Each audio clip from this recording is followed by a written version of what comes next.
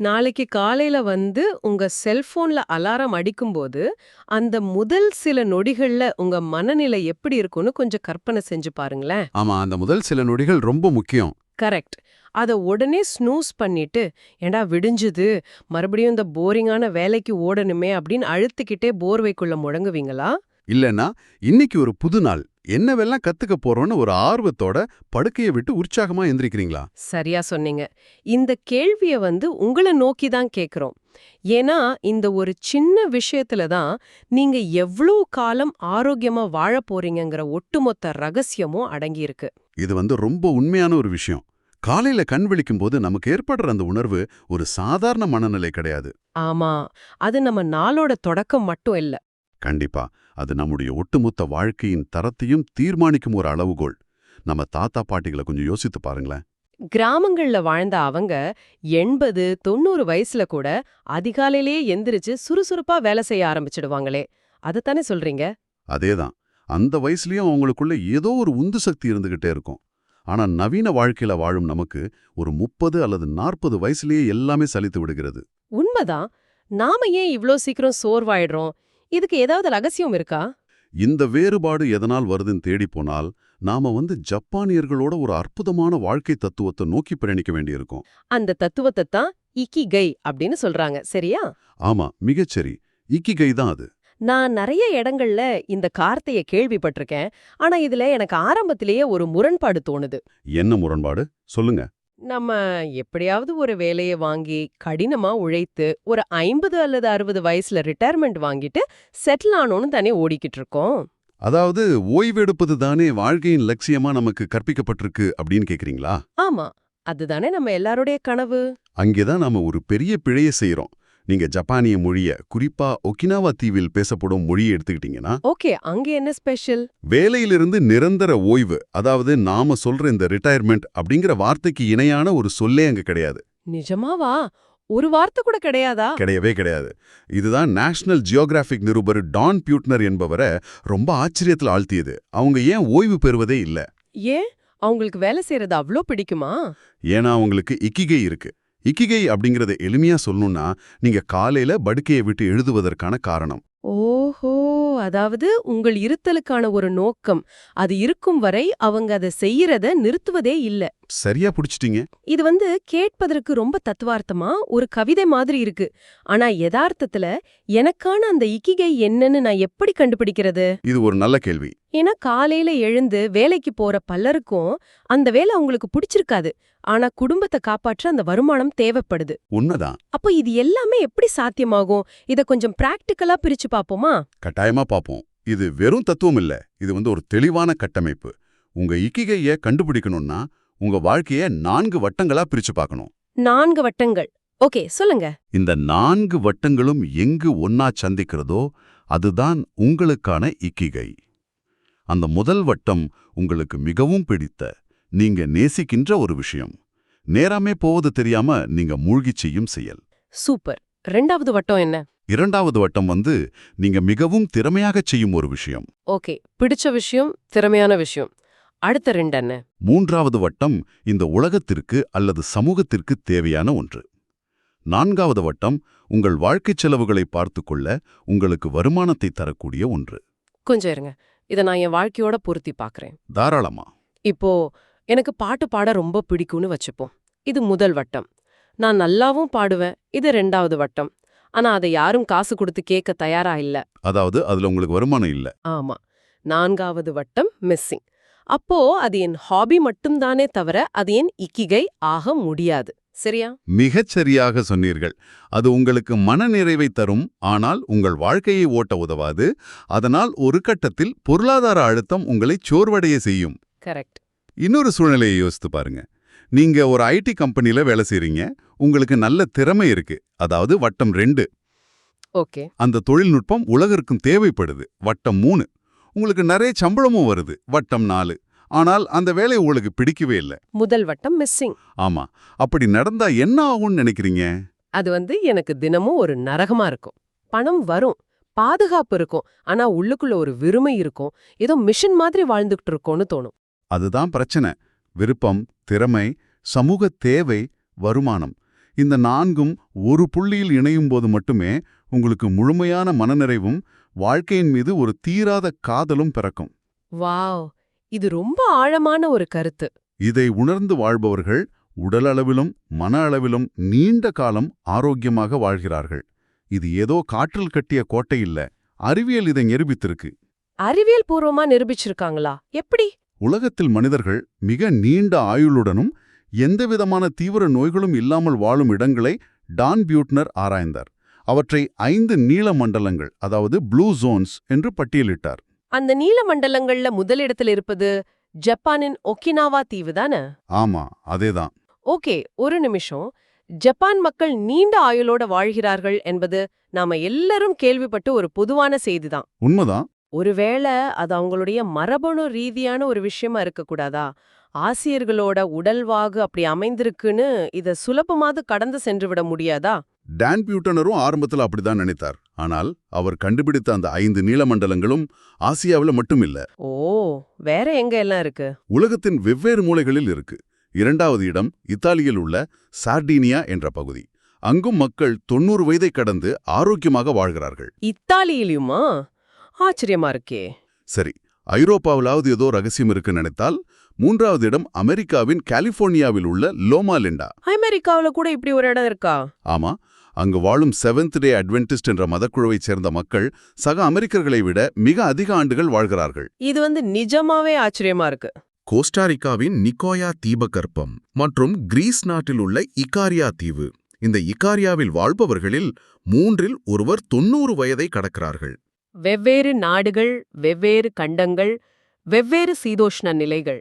ஆனாலும் இவர்கள் எல்லோரும் 100 வயதை நோக்கி ஆரோக்கியமாக பயணிக்கிறார்கள் என்றால், மரபணுவை தாண்டி இவர்கள் எல்லோருக்கும் பொதுவான ஒரு வாழ்க்கை முறை இருக்க வேண்டும். கண்டிப்பா இருக்கு. அந்த ரகசியம் என்ன? குறிப்பா நீங்க முதல்ல சொன்ன அந்த ஒகினாவா தீவு மக்களை பத்தி யோசிக்கும்போது, அவங்களுக்கு கேன்சர், அல்சைமர்ஸ் மாதிரியான மறதி நோய்கள், இதய நோய்கள் இதெல்லாம் வருவதற்கான வாய்ப்பு ரொம்ப குறைவுன்னு சொல்றாங்க. ஆமா, ரொம்ப ரொம்ப குறைவு. அவங்களுடைய அந்த முதல் ரகசியம் என்ன? அவங்களுடைய முதல் ரகசியம் என்னவென்றால், அவங்க தங்களுடைய வாழ்வியலில் அசைவை, அதாவது மூமெண்ட்டை ஒரு இயல்பான அங்கமாக மாற்றிவிட்டார்கள். அசைவு என்றால் உடற்பயிற்சியா? அவங்க தினமும் காலையில 1 மணி நேரம் ஜிம்முக்கு போய் கடுமையான பயிற்சிகள் செய்வாங்களா? அதுதான் சுவாரஸ்யமான விஷயமே. அந்த நீலமண்டலங்களில் இருப்பவர்கள் யாரும் ஜிம்முக்கு சென்று வெயிட் தூக்குவதோ ட்ரெட்மில்லில் ஓடுவதோ கிடையவே கிடையாது. ஜிம்முக்கு போமாட்டாங்களா? அப்ப எப்படி? அவங்க கடுமையான உடற்பயிற்சிகளை செய்வதில்லை. மாறாக மிதமான உடல் உழைப்பை தொடர்ச்சியாக செய்றாங்க. அவங்க வாகனங்களில் செல்வதை தவிர்த்துவிட்டு நடந்தே போறாங்க. ஓஹோ, சின்ன சின்ன வேலைகளையும் அவங்களே செஞ்சுக்கறாங்க. ஆமா, ஒவ்வொரு வீட்டு பின்புறத்திலும் ஒரு சிறிய தோட்டம் இருக்கு. அதை பராமரிப்பது, காய்கறிகளை வளர்ப்பது என தினமும் அவங்க உடல் ஏதோ ஒரு மிதமான உழைப்பில் ஈடுபட்டு கொண்டே இருக்கு. அப்போ நாம செய்யற தப்பு என்னன்னு எனக்கு புரியுது. சொல்லுங்க, என்ன தப்பு செய்றோம்? நாம நாள் முழுக்க 8-9 மணி நேரம் ஆபீஸ்ல ஒரே நாற்காலியில உட்காந்துக்கிட்டு கம்ப்யூட்டரை பாக்குறோம். அப்புறம் கார்ல உட்காந்து வீட்டுக்கு வரோம். சோஃபாவுல உட்காந்து டிவி பாக்குறோம். சரியா சொன்னீங்க. அந்த 1 மணி நேர ஜிம்மை தவிர்த்து பார்த்தால் நம்முடைய வாழ்க்கை முழுவதும் உறைந்து போய் கிடக்குது. ஆனா அவங்க வாழ்க்கை நாள் முழுக்க ஒரு சீரான ஓட்டத்துல இருக்கு. 100% உண்மை. அவங்களுடைய அந்த மிதமான உழைப்பு அவங்கள ஆக்டிவா வைக்குது. இது உடலுக்கு சரி. அவங்க உணவு பழக்கத்துல என்ன மேஜிக் பண்றாங்க? ஏன்னா வயசாவதை தடுக்க உணவு ஒரு முக்கிய காரணம் இல்லையா? அதுதான் அவங்களுடைய 2வது ரகசியம். இதற்கு ஒக்கினாவா மக்களிடம் ஒரு மிக பழமையான மந்திரமே இருக்கு. அதன் பெயர் ஹரா ஹஷி பூ. ஹரா ஹஷி பூ அப்படின்னு என்ன? இதன் அர்த்தம், உங்க வயிறு 80% நிரம்பும் போதே சாப்பிடுவதை நிறுத்திவிடுங்கள் என்பதுதான். 80% நிறுத்தணுமா? ஆமா, தங்களுக்கு பிடித்தமான உணவு இன்னும் கொஞ்சம் இருக்கிறதே, இன்னும் 2 பாய் சாப்பிடலாமே என்று அவங்க மூளை தூண்டினாலும் வயிறு முட்டை சாப்பிடும் பழக்கம் அவங்களிடம் அறவே கிடையாது. வாவ்! 80% நிரம்பியவுடன் இலையை விட்டு எழுந்து விடுவார்கள். இது கேட்கறதுக்கு ஒரு நல்ல டயட் பிளான் மாதிரி தெரியுது. ஆனா இதுல என்ன அறிவியல் இருக்கு? ஏன் 80% நிறுத்தணும்? முழுசா சாப்பிட்டா உடம்புக்கு என்ன கெடுதல் வந்துற போகுது? இதுல ஆழமான உயிரியல் இருக்கு. நாம அளவுக்கு அதிகமாக வயிறு முட்டை சாப்பிடும்போது அந்த உணவை செரிக்க நம் உடல் அதீத ஆற்றலை செலவிட வேண்டியிருக்கு. ஓகே, செரிமானத்துக்கு எனர்ஜி தேவை. ஆமா, செரிமான மண்டலம் நீண்ட நேரம் அதிகப்படியாக வேலை செய்யும்போது நம் உடலில் உள்ள உயிரணுக்களில் அதாவது செல்ஸ்ல ஆக்சிஜனேற்றம் என்ற செயல்முறை வேகமாக நடக்கிறது. ஆக்சிஜனேற்றம்னா நம்ம உடம்பு துருப்பிடிக்கிற மாதிரி ஒரு விஷயமா? மிகச் சரியான உதாரணம். இரும்பு எப்படி ஆக்சிஜனோடு சேர்ந்து துருப்பிடித்து வீணாகிறதோ அதே போல நம் உயிரணுக்களும் அதீத ஆக்சிஜனேற்றத்தால் வேகமாக முப்படைக்கின்றன. அடக்கடவுளே, அப்போ அதிகமா சாப்பிட்டா சீக்கிரம் வயசாயிடுமா? ஆமா, இதுதான் நமக்கு சீக்கிரமே வயதாவதற்கும் பல நோய்கள் வருவதற்கும் காரணம். 80% மட்டுமே சாப்பிடும்போது செரிமானம் மிக எளிதாக முடிகிறது. உடலுக்கு கூடுதல் சுமை ஏற்படுவதில்லை. அதனால அவங்க நீண்ட காலம் இளமையா இருக்காங்க. கரெக்ட். இதனால அவர்களுடைய உயிரணுக்கள் நீண்ட காலம் இளமையாகவே இருக்கு. அப்போ செரிமானம்ங்கிறது நம்ம உடம்புக்கு ஒரு பெரிய வேலை. அதை நம்ம சுலபமாக்கிக்கணும். சரி, அது எப்படி நமக்கு வயிறு 80% நிரம்பிடுச்சுன்னு அளக்குறது? இது கொஞ்சம் கஷ்டமான விஷயமாச்சே. அதற்கும் அவங்க ஒரு உளவியல் தந்திரத்தை பயன்படுத்துறாங்க. ஒக்கினாவா மக்கள் எப்போதும் உணவை சிறிய தட்டுகளில் தான் பரிமாறுகிறார்கள். சின்ன தட்டா? அதனால என்ன லாபம்? பெரும்பாலும் காய்கறிகள், டோஃபு அதாவது சோயா பன்னீர், மீன் ஆகியவை தான் இருக்கும். ரொம்ப ஹெல்த்தியான உணவுகள். அமெரிக்கர்களோட ஒப்பிடும்போது இவர்கள் தினமும் சுமார் 400 முதல் 500 கலோரிகள் குறைவாக சாப்பிடுறாங்க. இதனால தான் அவங்க உடல் எடை எப்போதும் சீராக இருக்கு. ஓகே, மிதமான உழைப்பு, அளவான உணவு, இது ரெண்டும் உடம்ப காப்பாத்துது. அண்ணா, வெறும் உடம்ப மட்டும் வச்சுக்கிட்டு 100 வயசு வரைக்கும் வாழ்ந்த என்ன பயன்? நல்ல கேள்வி. இன்னைக்கு நம்ம சமுதாயத்தில் இருக்கிற மிகப்பெரிய அரக்கன் மன அழுத்தம், அதாவது ஸ்ட்ரெஸ் தானே. தனிமை, பொருளாதார பயம், இதையெல்லாம் அவங்க எப்படி சமாளிக்கிறாங்க? இங்குதான் ஒக்கினாவா மக்களின் 3வது மற்றும் மிக முக்கியமான ரகசியம் வருது. அதன் பெயர் மோவாய். மோவாய் அப்படின்னா என்ன? மோவாய் என்றால் வாழ்நாள் முழுவதும் தொடரும் ஒரு நெருங்கிய சமூக கட்டமைப்பு அல்லது நட்பு வட்டம். இந்த நீல மண்டலங்களில் உள்ள மக்கள் யாரும் தனித்தீவுகளாக வாழ்வதில்லை. ஓ, கூட்டமா இருப்பாங்களா? ஆமா, அவங்க சில குடும்பங்கள் அல்லது நண்பர்கள் சேர்ந்து ஒரு குழுவாக இருப்பாங்க. தினமும் அல்லது வாரந்தோறும் சந்தித்து பேசுவாங்க, சேர்ந்து உணவு அருந்துவாங்க, ஷோகி என்ற விளையாட்டை விளையாடுவாங்க. இது ஒரு சாதாரண ஃப்ரெண்ட்ஸ் கேங் மாதிரி தானே இருக்கு. இதுல என்ன ஸ்பெஷல்? இது வெறும் அரட்டை அடிக்கும் கூட்டம் இல்ல, இது ஒரு ஆழமான பாதுகாப்பு வலயம். இந்த மொவாய் குழுவில் உள்ளவர்கள் மாதம் ஒரு குறிப்பிட்ட சிறு தொகையை சேமிப்பார்கள். ஓ, சேமிப்பும் பண்றாங்களா? ஆமா, அந்த குழுவில யாருக்கேனும் பண கஷ்டம் வந்தாலோ அல்லது மருத்துவ செலவு வந்தாலோ அந்த சேமிப்பு பணம் அவர்களுக்கு வழங்கப்படும். ஒருவேளை யாராவது இறந்து விட்டால் அவர் குடும்பத்தை அந்த மொவாய் குழு தத்தெடுத்து காப்பாற்றும். வாவ், இது ரொம்ப ஆழமான விஷயம். இன்னைக்கு நாம பெரிய பெரிய அபார்ட்மெண்ட்டுகள்ல வாழ்ந்தாலும் எதிர் வீட்ல யார் இருக்காங்கன்னு கூட நமக்கு தெரியல. அதுதான் இன்னைக்கு இருக்கிற மிகப்பெரிய சோகம்.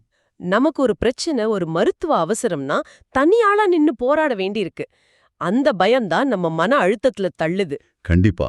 ஆனா அந்த ஒக்கினாவா மக்களுக்கு நான் விழுந்தாலும் என்ன தூக்கிவிட என் பின்னால ஒரு கூட்டம் இருக்கு அப்படிங்கிற அந்த தைரியம், அந்த நிம்மதி தான் அவங்கள அத்தனை வருஷம் நோய் நொடி இல்லாம வாழ வைக்குது. மிக துல்லியமாக புரிந்து கொண்டீர்கள்.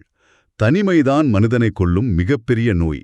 அந்த மொவாய் அமைப்பு அந்த தனிமையையும் பயத்தையும் முற்றிலுமாக அழித்து விடுகிறது. இவ்வளவு நேரம் நீ எங்க ஒக்கினாவா கீனா பத்தியும் நீல மண்டலங்களை பத்தியும் சொல்ல நான் ஒரு விஷயத்த ஆழமா யோசிச்சு பார்த்தேன். என்ன தோணுச்சு உங்களுக்கு? ஆரம்பத்துல இதெல்லாம் ஜப்பான் மக்களுக்கு மட்டும் சாத்தியமான ஒரு ரகசியமா இருக்குமோ, நம்ம ஊருக்கு இது செட் ஆகுமான்னு எனக்குள்ள ஒரு சந்தேகம் இருந்துச்சு. நிறைய பேருக்கு அந்த சந்தேகம் வரும். ஆனா கொஞ்சம் பின்னோக்கி போய் நம்முடைய கிராமங்கள்ல நம்ம தாத்தா பாட்டி எப்படி வாழ்ந்தாங்கன்னு யோசிச்சு பார்த்தா எனக்கு ஒரு பெரிய அதிர்ச்சியா இருக்கு. ஏன் அதிர்ச்சி? ஏன்னா இந்த 3 ரகசியங்களையும் நம்ம முன்னோர்கள் பல 100 வருஷமா வாழ்ந்து காட்டிட்டு தான் போயிருக்காங்க. நீங்க சொல்வது 100% சரிதான். எப்படி பொருத்தி பாக்குறீங்கன்னு சொல்லுங்க. முதல் விஷயம் மிதமான உழைப்பு. நம்ம தாத்தா பாட்டி யாரும் ஜிம்முக்கு கிளம்பி போனதில்ல. ஆனா பல கிலோமீட்டர் நடந்து வயலுக்கு போனாங்க. ஆமா, உழவு செய்யறது, நாற்று நடுவது எல்லாமே மிதமான தொடர்ச்சியான அசைவுதான். 2வது விஷயம் உணவு. அவங்க சாப்பிட்டது கம்மஞ்சோறு, கேப்பக்கூழ், நிறைய கீரைகள். அதுலயும் முட்டை சாப்பிட மாட்டாங்க. நம்ம ஊர்லயே ஒரு பழமொழி இருக்கு, அரை வயிறு சாப்பாடு, கால் வயிறு தண்ணீர், கால் வயிறு காற்றுக்கு. அதானே? அதேதான். இது இந்த ஜப்பானியர்களோட ஹராஹாசி கான்செப்ட் தானே. மிகச்சரியான ஒப்பீடு. அதே 80% வயிறு தத்துவம் தான் நம்முடைய பாரம்பரியத்திலும் இருந்திருக்கு. அது மட்டும் இல்ல, 3வதா நீங்க சொன்ன மொவாய். நம்ம ஊர் கிராமங்கள்ல திண்ணை பேச்சுன்னு ஒன்னு இருந்துச்சு. ஆமா, சாயங்காலம் ஆனா ஊர் மக்கள் எல்லாரும் ஒன்னா உட்காந்து மனம் விட்டு பேசுவாங்க. கரெக்ட். ஒருத்தர் வீட்ல கல்யாணம்னாலும் சரி, கஷ்டம்னாலும் சரி, ஊரே திரண்டு வந்து நிக்கும். ஒருவருக்கொருவர் பொருளாகவோ பணமாகவோ உடல் உழைப்பாகவோ கொடுத்து உதவுவாங்க. இதுதான் ஜப்பானியர்களோட மோவாய். உண்மையான வார்த்தைகள். ஆனா நாம என்ன செஞ்சோம்? நவீன வாழ்க்கை, நகரமயமாக்கல்னு சொல்லி இந்த எல்லாவற்றையும் கொஞ்சம் கொஞ்சமா தொலைச்சிட்டோம். பெரிய சம்பளம், பெரிய வீடுன்னு ஓடி கடைசியில தனிமையில மாட்டிக்கிட்டோம். இது ரொம்ப உண்மையான ஆனால் கொஞ்சம் கசப்பான யதார்த்தம். நாம நகரங்களுக்கு வந்த பிறகு நம்முடைய இக்கிகாயையும் நம்மை காக்கும் மொவாய் உறவுகளையும் எங்கேயோ தவற விட்டு விட்டோம். ஆமா. ஆனால் இதை உணர்ந்து கொள்ளும் இந்த தருணம்தான் மாற்றத்திற்கான முதல் படி. சரி, நேற்றைய இழப்புகளை பத்தி பேசி பயனில்ல. நம்மை கேட்டுக்கொண்டிருக்கும் ஒவ்வொருவருக்கும் ஒரு கேள்வி இருக்கும். என்ன கேள்வி? இத நான் இன்னைக்கு, இப்போ எப்படி பிராக்டிக்கலா என் வாழ்க்கையில தொடங்குவது? பெரிய பெரிய மாற்றங்களை ஒரே நாள்ல கொண்டு வர முடியாது. ஆனா இன்றே தொடங்கக்கூடிய ஒரு எளிய செயலை சொல்லுங்களேன். நிச்சயமா. இதை கேட்கும் ஒவ்வொருவருக்கும் நான் ஒரு சின்ன சவால் கொடுக்க விரும்புறேன். இன்று நீங்க செய்ய போகும் முதல் படி இதுதான். சொல்லுங்க, நாங்களும் சேர்றோம். அடுத்த முறை நீங்க உணவு உண்ணும்போது நீங்க வழக்கமாக பயன்படுத்தும் பெரிய தட்டுக்கு பதிலாக உங்க வீட்டில் உள்ள ஒரு சிறிய தட்டு எடுத்து உணவை பரிமாறுங்கள். ஓகே, சின்ன தட்டு. சாப்பிட்டு கொண்டிருக்கும் போதே உங்க மனம் இன்னும் கொஞ்சம் சாப்பிடலாமே, நல்லா இருக்கே என்று சொல்லும்போது உங்க வயிறு 80% நிரம்பி இருக்குன்னு அர்த்தம். அந்த நேரத்துல நிறுத்திடணுமா? ஆமா, அந்த நொடியில் உணவை நிறுத்திவிட்டு தட்டை விட்டு கையை எடுத்து விடுங்கள். இதுதான் ஹரா ஹஜிபு. இத ஒரு வாரம் செய்து பாருங்கள். அதனால என்ன மாற்றம் வரும்னு சொல்றீங்க? உங்க உடலில் செரிமானம் எவ்வளவு லேசாக நடக்குது என்பதையும் உங்க சோர்வு எப்படி மாயமாக மறைகிறது என்பதையும் நீங்களே உணர்வீர்கள். இது கேக்குறதுக்கு ஈஸியா இருக்கலாம். ஆனா எனக்கு ரொம்ப பிடிச்ச சாப்பாடு, முக்கியமா சூடான பிரியாணி தட்டுல இருக்கும்போது அந்த 80% கையெடுக்கிறது உலகத்திலே பெரிய சவாலு. கண்டிப்பா. உள்ளுக்குள்ள மனசு இன்னும் 2 பீஸ் எக்ஸ்ட்ரா வையின்னு கெஞ்சும். ஆமா, அந்த நேரத்துல மனச கண்ட்ரோல் பண்றது கஷ்டம்தான். ஆனா நம்முடைய நீண்ட ஆயுளுக்காகவும் இளமையாக இருப்பதற்காகவும் அந்த சின்ன கட்டுப்பாட்டை கொண்டு வந்து பாருங்களேன். ஒரு மிகப்பெரிய மாற்றம் உங்களுக்குள்ள நடப்பதை நீங்களே உணர்வீர்கள். அந்த மாற்றம் உடலளவின் மட்டுமல்லாமல் மனதளவிலும் ஒரு பெரிய தெளிவை கொடுக்கும். நாம இன்று விவாதித்த இந்த இக்கிகை என்பது வெறும் நீண்ட ஆயுளுக்கான சூத்திரம் மட்டுமல்ல, அது அர்த்தமுள்ள மகிழ்ச்சியான வாழ்க்கைக்கான ஒரு வரைபடம். மிக ஆழமான தெளிவான ஒரு உரையாடலாக இது அமைந்தது. இந்த அலசலை முடிக்கும்போது உங்களை பார்த்து ஒரே ஒரு கேள்வியை மட்டும் விட்டுச் செல்கிறோம். கேளுங்க. நாளை காலை நீங்கள் கண் விழிக்கும்போது எந்த ஒரு விஷயம் உங்களை உற்சாகமாக படுக்கையிலிருந்து எழுப்பப் போகிறது? அந்த உங்களுக்கான ஈக்கிகை எது? அதை தேடும் உங்கள் பயணம் இன்றே, இப்போதே தொடங்கட்டும். அருமையா சொன்னீங்க. இவ்ளோ நேரம் கேட்டதுக்கு ரொம்ப நன்றி. இந்த Tamil voice reads channel monetisation இல்லாம தான் நடக்குது. இந்த ஆடியோ புத்தகம் உங்களுக்கு பயன் தருது என்று நினைத்தால் இந்த முயற்சி தொடர்ந்து போக உங்க ஆதரவு மிகவும் உதவும். என்னுடைய இந்த முயற்சிக்கு நன்கொடை அளிக்க விருப்பம் இருந்தால் டிஸ்கிரிப்ஷன்ல கொடுக்கப்பட்டுள்ள UPI ID மூலம் வழங்கலாம். உங்களால் முடிந்த அளவு போதும். சிறிய ஆதரவும் பெரிய உதவிதான். இந்த வீடியோ உங்களுக்கு பயனுள்ளதாக இருந்தால் சப்ஸ்கிரைப் பண்ணுங்க, மற்றவர்களுக்கும் பகிர்ந்து கொள்ளுங்க. இந்த கருத்துகள் அவர்களுக்கும் தேவையாக இருக்கலாம். லைக் பண்ணுங்க, உங்க கருத்துக்களை கமெண்ட்ல பகிருங்க. மனப்பூர்வமான நன்றி.